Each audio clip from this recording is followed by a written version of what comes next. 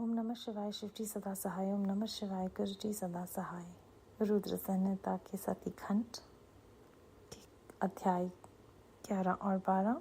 दक्ष की तपस्या और देवी शिवा का उन्हें वरदान देना।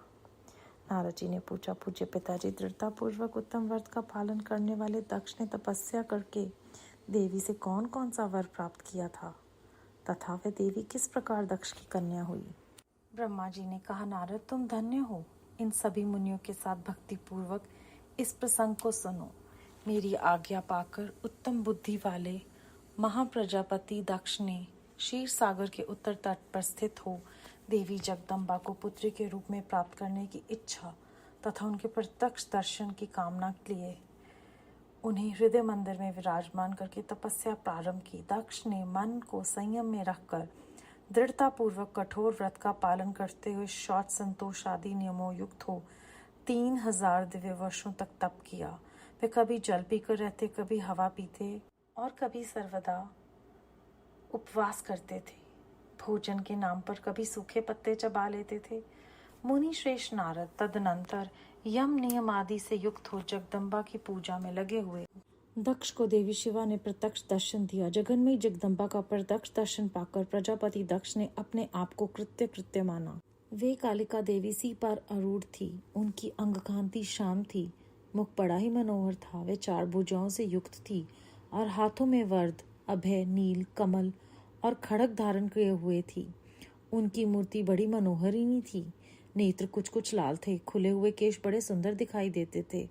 उत्तम प्रभा से प्रकाशित होने वाली उन जगदम्बा को भली भांति प्रणाम करके दक्ष विचित्र वचनावलियों द्वारा उनकी स्तुति करने लगे। दक्ष ने कहा, जगदम्बे, महामें, जगदीशे, महेश्वरी, आपको नमस्कार है। आपने कृपा करके मुझे अपना स्वरूप का दर्शन कराया है। भगवती आधे मुझ पर प्रसन्न होइए। शिव रूपेण प्रसन्न होइए। भक्त वरदायिनी प्रसन्न होइए। जगन माइए, आपको मेरा नमस्कार है। ब्रह्मा जी कहते हैं, मुनि, संयत चित्त वाले दक्ष के इस प्रकार स्तुति करने पर महेश्वरी शिवा ने स्वयं ही उनके अभिप्राय को जान लिया। तो भी दक्ष से इस प्रकार कहा, दक्ष, तुम्हारी इस उत्तम भक्ति से मैं बहुत संतुष्ट हूँ। तुम अपना मनोवांछित वर मांगो। तुम्हारे लिए मुझे कुछ भी अदेय नहीं है। जगदम्बा की यह बात सुनकर प्रजापति दक्ष बहुत प्रसन्न हुए और उन शिवा को बारंबार प्रणाम करते हुए बोले। दक्ष ने कहा, जगदम्बे, महामें, यदि आप मुझे वर देने के लिए उद्यत हैं तो मेरी बात सुनिए और प्रसन्नता पूर्वक मेरी इच्छा पूर्ण कीजिए। मेरे स्वामी जो भगवान शिव हैं, वे रुद्र नाम धारण करके ब्रह्मा जी के पुत्र से अवतीर्ण हुए हैं। वे परमात्मा शिव के पूर्ण अवतार हैं, परंतु आपका कोई अवतार नहीं हुआ। फिर उनकी पत्नी कौन होगी? अतः शिवे, आप भूतल पर अवतीर्ण होकर उन महेश्वर को अपने रूप लावण्य से मोहित कीजिए। देवी, आपके सिवा दूसरी कोई स्त्री रुद्रदेव को कभी मोहित नहीं कर सकती, इसलिए आप मेरी पुत्री होकर इस समय महादेव जी की पत्नी होइए। इस प्रकार सुंदर लीला करके आप हर मोहिनी बनिए। देवी, यही मेरे लिए वर है। यह केवल मेरे ही स्वार्थ की बात हो ऐसा नहीं सोचना चाहिए। इसमें मेरे ही साथ संपूर्ण जगत का भी हित है। ब्रह्मा, विष्णु और शिव में से ब्रह्मा जी की प्रेरणा से मैं यहाँ आया हूँ। प्रजापति दक्ष का यह वचन सुनकर जगदम्बिका शिवा हंस पड़ी और मन ही मन भगवान शिव का स्मरण करके यूं बोली।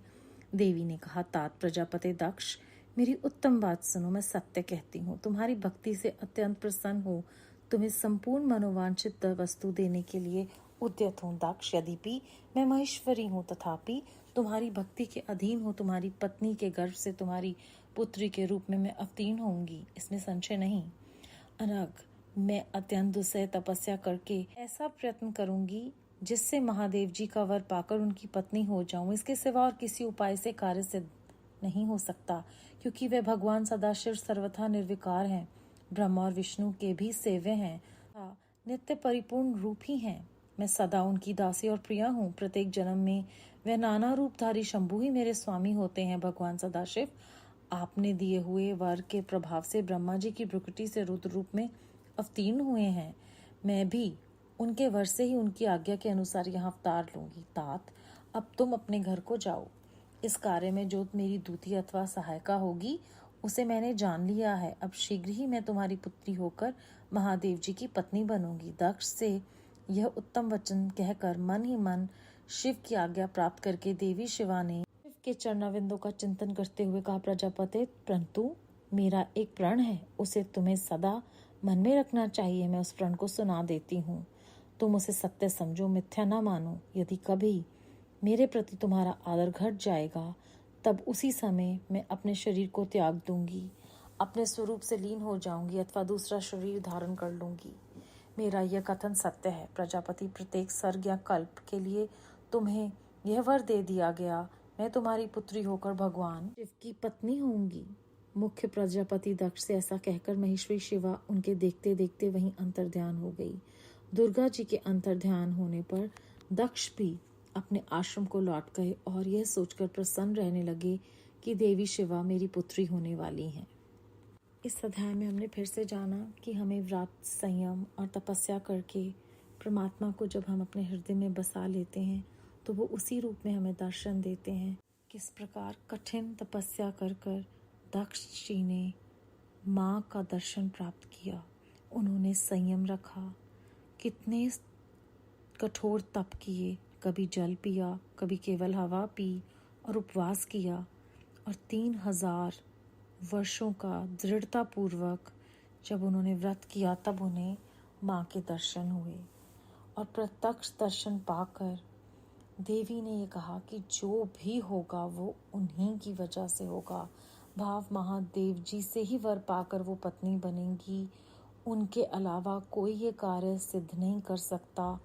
और शिव और शिवा दोनों भक्त वत्सल हैं, इसीलिए वो इस बात के लिए राजी हो जाती हैं कि मैं तुम्हारी भक्ति के अधीन पत्नी के गर्भ से पुत्री के रूप में आऊंगी और हर जन्म आऊंगी, लेकिन कहीं भी कभी भी आदर घट जाएगा मेरा तो मैं अपना शरीर छोड़ दूंगी।